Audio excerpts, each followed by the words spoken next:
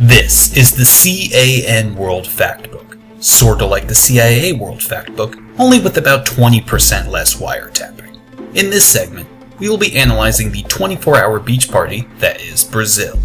Its national motto is translated from Portuguese to Order and Progress, defining Brazil as the OCD country of the world. Area: over 8 million square kilometers, ranked 5th in the world, and covering nearly half of all landmass in South America. So yes, Brazil is as much of a land hog as they are a ball hog. Population: over 200 million people.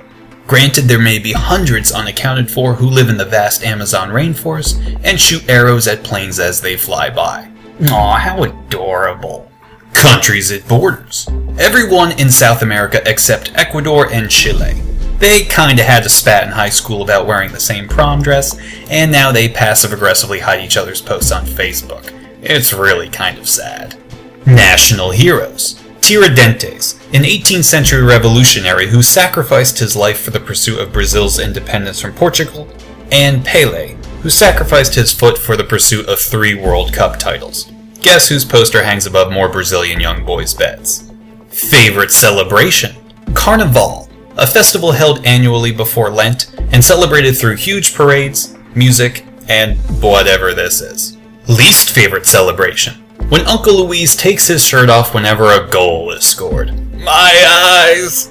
Major exports: iron, coffee, soybeans, coffee, footwear, coffee, coffee, coffee. Yes, Brazil produces approximately a third of the world's coffee supply, some of which is ironically drunk during Save the Rainforest rallies. You can't have your cake and eat it too, you hippies. National anthem: officially entitled Brazilian National Anthem. Wow, I am just blown away with their creativity. Popular landmarks for tourists: the Christ the Redeemer statue, the Iguazu Falls, tours along the Amazon River, Sancho Bay, ranked as the most beautiful beach in the world, and any place that doesn't look like this. Fun fact: Brazil became the first country in South America to allow women to join their armed forces, with fantastic results. History time! Pre-colonial Brazil was inhabited by several Native American tribes who were so dedicated to see its world-renowned beaches and rainforest that they walked all the way from the Bering Strait land bridge over 15,000 years ago. Sorry, Canada, you just weren't good enough for them. Notable groups include the Tupis, the Guaranis, and the Arawaks, who struggled with one another for land, resources, and gym badges. The earliest example of pottery in the Western Hemisphere was found near the Amazon basin, demonstrating that Brazil was a safe haven for many out-of-work art majors. Things changed with South America's discovery by Portuguese explorer Pedro Álvares Cabral in 1500. At first, Portugal was only interested in trading for goods, mostly the Brazil wood that produced a popular red dye.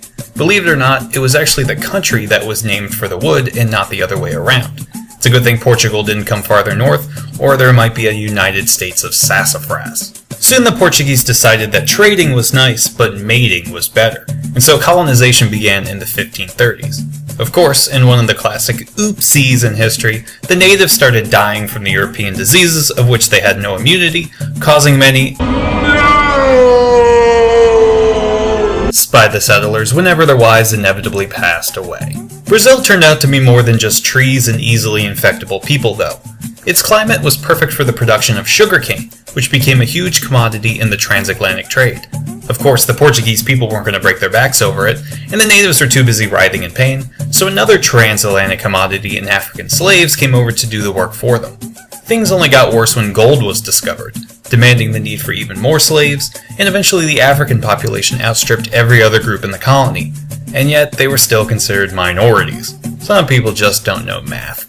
Brazil had the extremely rare honor of having their monarch visit the colony, as Queen Maria, her heir, and her son John came over following Napoleon's invasion of Portugal in 1807. Soon the visit turned into a vacation, which turned into a, you don't mind if I just live in your basement, right?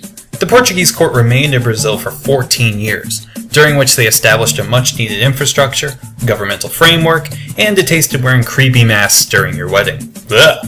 King John returned to Portugal for some much-needed plastic surgery in 1821, leaving his son Pedro behind as regent. but soon Pedro decided he needed some independence from his father, always telling him what to do and who to hang out with, and took all of Brazil with him. Portugal recognized Brazil's independence in 1825, and they celebrated by staying out after curfew. Unfortunately, Brazil would suffer with many of the same problems as other Latin American countries in the 19th century, such as fighting between liberals and the conservatives, fighting between the rich and the poor, fighting between the capital and the provinces, and fighting between fans of the Beatles and the Rolling Stones. Emperor Pedro got fed up with it and went back to Portugal in 1831, leaving his 4-year-old son Pedro II to take over. As you can see, young Pedro here had the Benjamin Button thing going on.